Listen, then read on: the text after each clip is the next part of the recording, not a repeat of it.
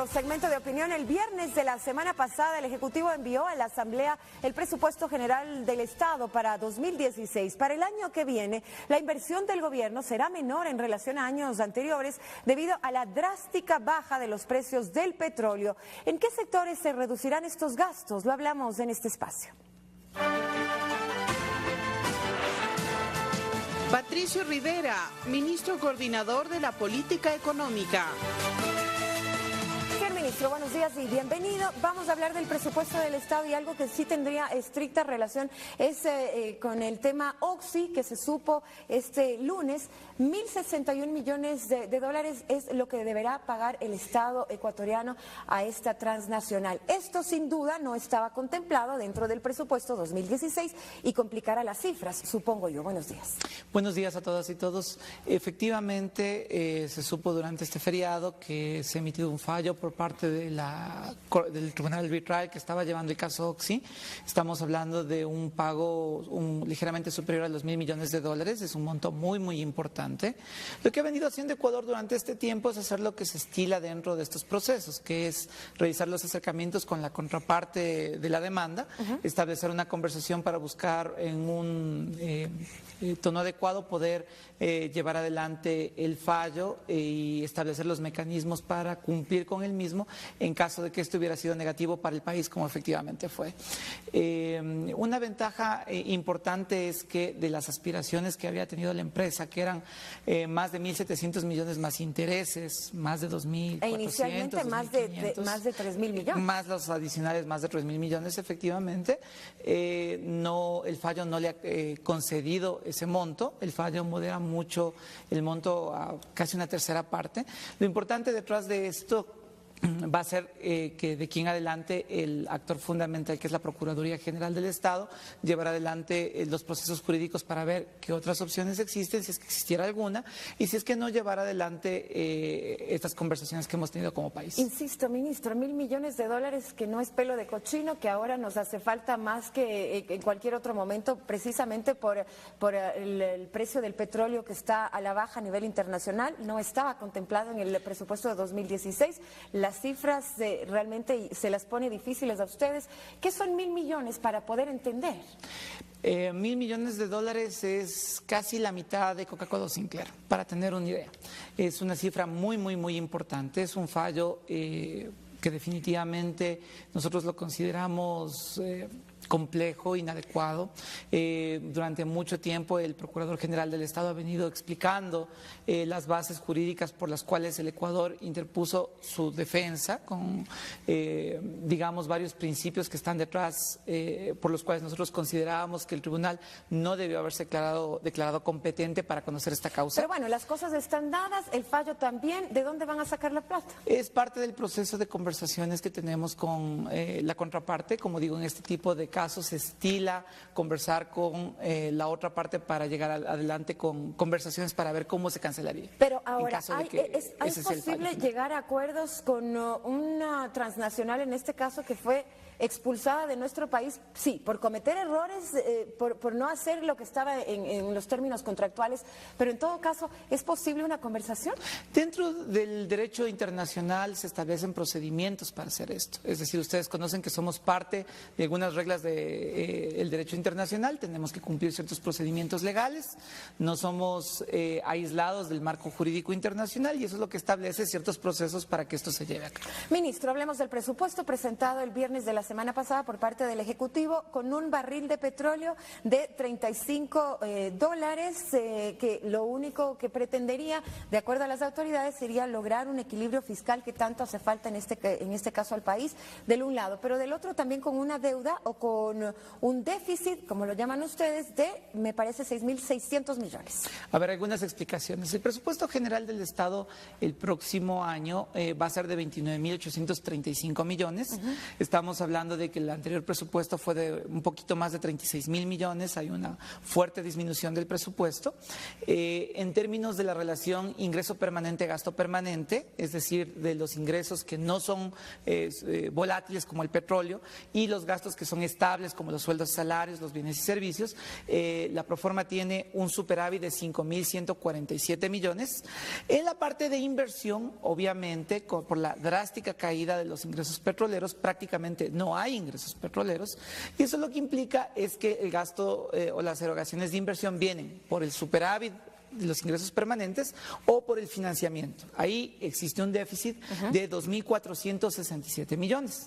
Ese déficit, sumado a las necesidades de amortizar deuda contraída en tiempos anteriores, suma unas necesidades de financiamiento de 6.600 millones. ¿Qué es lo que van a tener que conseguir, no? De los cuales 4.400 más o menos ya se encuentran perfectamente identificados y hay unos 2.200 que se van cerrando en operaciones a lo largo del siguiente año. Es decir, 4.400 que ya están, podríamos decir, financiados. Así es, con diferentes fuentes multilaterales, bilaterales, algo que se ha hablado con bancas de inversión, etcétera, y básicamente 2.200 millones de dólares por trabajar.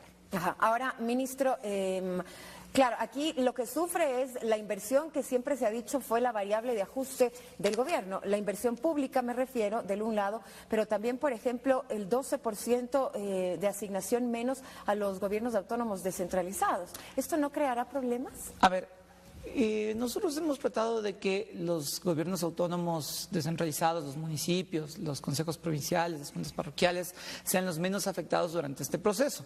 En este año, por ejemplo, a pesar de la baja de los precios de crudo, no recortamos las asignaciones que venían de parte de a los GATS por parte del crudo. Desgraciadamente, el próximo año tenemos que ser absolutamente realistas con la coyuntura internacional.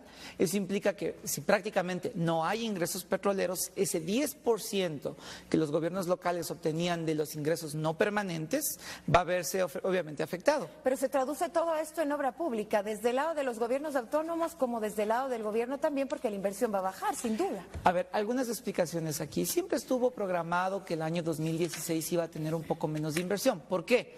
Porque usted en el año 2016 inaugura muchísimos proyectos estratégicos. Si usted revisa la proforma, se va a dar cuenta de que las proformas históricamente han tenido los megaproyectos estratégicos, Coca-Codo, Toachipilatón, Sopladora, etcétera, las grandes hidroeléctricas que el próximo año ya van a estar en operación.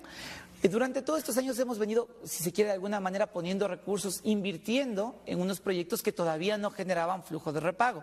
La buena noticia es que el próximo año estos proyectos ya van a dar alrededor de 750 millones de dólares de entradas al presupuesto del Estado, más o menos la misma cantidad, menos en importaciones de derivados, lo cual permite que en esta coyuntura nos veamos beneficiados por doble lado. Por un lado, ya no tenemos que erogar esos recursos para que estos proyectos se sigan llevando adelante porque ya se inauguran, y la segunda es que estos proyectos ya empiezan a ser operativos y nos empiezan a dar recursos para el presupuesto. Ministro, Fernando Amparo le tiene preguntas. Muy buen día, ministro. Quiero conversar sobre un tema que se trató ya en abundancia la semana anterior.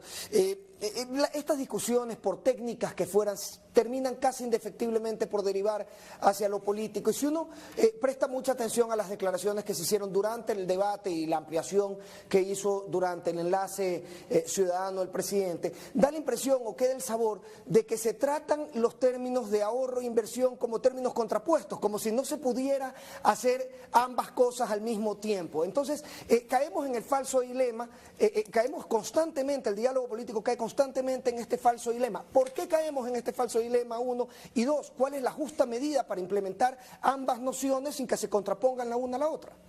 A ver, varias cosas. Nosotros creemos que es fundamental entender qué es ahorro. Ahorro es la parte del ingreso que no se consume. ¿Qué quiere decir esto? Que usted, luego de pagado su comida, la luz, el agua, el teléfono, las cosas del día a día en una familia, a usted le puede quedar un remanente que lo puede utilizar de varias maneras. Ese remanente puede estar en el banco, a una tasa de interés. Ese remanente le puede permitir comprar un departamento para arrendarlo, eso también es inversión. Usted puede comprarse una maquinaria para producir más, eso también es ahorro transformado en inversión.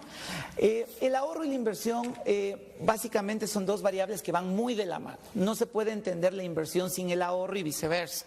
¿Qué es lo importante detrás de esto? Que la ciudadanía puede tener toda la tranquilidad que el Ecuador en estos años de gobierno ha tenido un enorme ahorro. Estamos hablando de promedios de ahorro del sector público de más o menos el 10% del PIB, que se ve en las obras de infraestructura, en toda esa gran nueva formación bruta de capital fijo, en estas hidroeléctricas, carreteras, escuelas, hospitales, centros de salud, etcétera, etcétera, etcétera, proyectos de control de inundaciones que estamos llevando adelante. ¿Qué es lo importante? Aquí se contraponen obviamente dos visiones. Una que nos dice básicamente que sigamos exactamente la ruta que siguió Argentina cuando estaba en la convertibilidad en sus últimos momentos, que fue ir al Fondo Monetario, tener un programa con el Fondo Monetario, llevar adelante un ajuste fiscal muy, muy, muy fuerte para transformar de la noche a la mañana un déficit a superávit, lo cual no se puede hacer así de bruscamente, hay que planificarlo.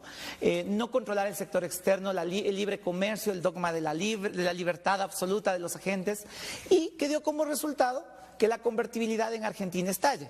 El programa que nos está proponiendo en este momento los analistas ortodoxos respecto, ya se probó en Argentina, ya se probó en un país que tenía un esquema monetario un poquito menos rígido que el nuestro, que era una convertibilidad, y fracasó.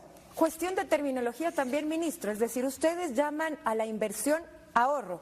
Porque lo que tradicionalmente se entiende como ahorro es la plata que yo tengo guardada para utilizarla en caso de alguna emergencia, por el un lado. Y por el otro también, hablando precisamente de los términos, crisis o recesión. El presidente lo dijo este sábado en su enlace, que ha habido una pérdida de 5.000 millones de dólares en 2015. Esto evidentemente tiene un gran impacto en la economía. ¿Cómo no hablar entonces de crisis con una cifra tan alta?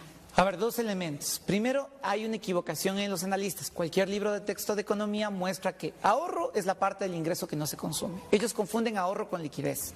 Liquidez es el dinero que los activos, las cosas que yo tengo que me permiten rápidamente transformarlas a efectivo o que son efectivo. Ejemplo, yo puedo tener $2.000 en mi cuenta bancaria, pero usted me prestó los 2.000. ¿Eso es ahorro? No, es solo liquidez, porque no vinieron de mi ingreso. Usted me los prestó, es una deuda, no sé si me explico, pero es liquidez en el banco. Ahorro, repito, es la parte del ingreso que no se consume, eso es clarísimo para cualquier economista en cualquier libro de texto, y lo que implica es que el Ecuador no, a diferencia de lo que algunos analistas tratan de posicionar, ha sabido generar un excedente para tener inversión. La segunda cosa, definitivamente estamos en una coyuntura muy compleja. ¿Pero se la puede llamar crisis? Esto es importante entender que es una crisis. En el año 99, el Ecuador tuvo una crisis muy, muy, muy, muy profunda. Quebró el 52% del sistema financiero. En monto, creo que era el 60% de las entidades, si no me equivoco. Estamos hablando de que en el año 99 tuvimos una tasa de desempleo del 15%, hubo un decrecimiento del producto de más o menos el 7% del PIB.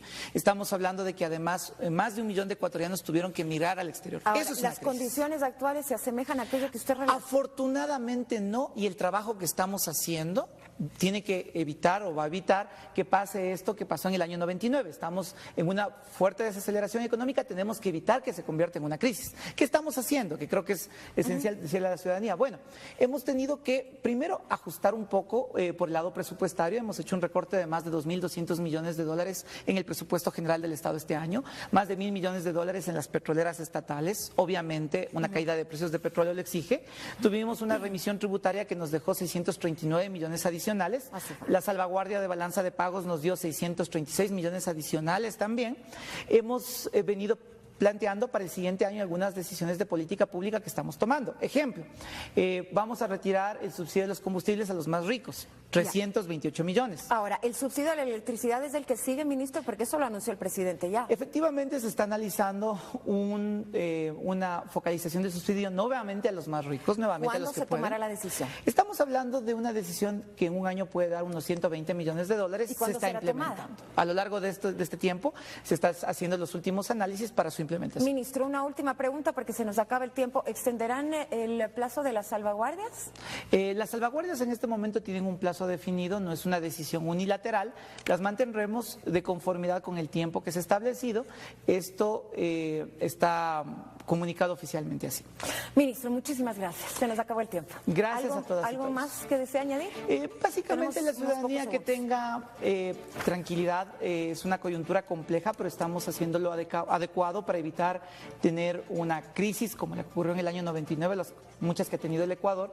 Vamos a llevar adelante un programa responsable que nos va a permitir que el próximo año podamos darle la vuelta a la desaceleración económica y que la economía otra vez empiece a acelerarse. Gracias, ministro, por sus apreciaciones. Son las 7:12, los segmentos de la comunidad a esta hora.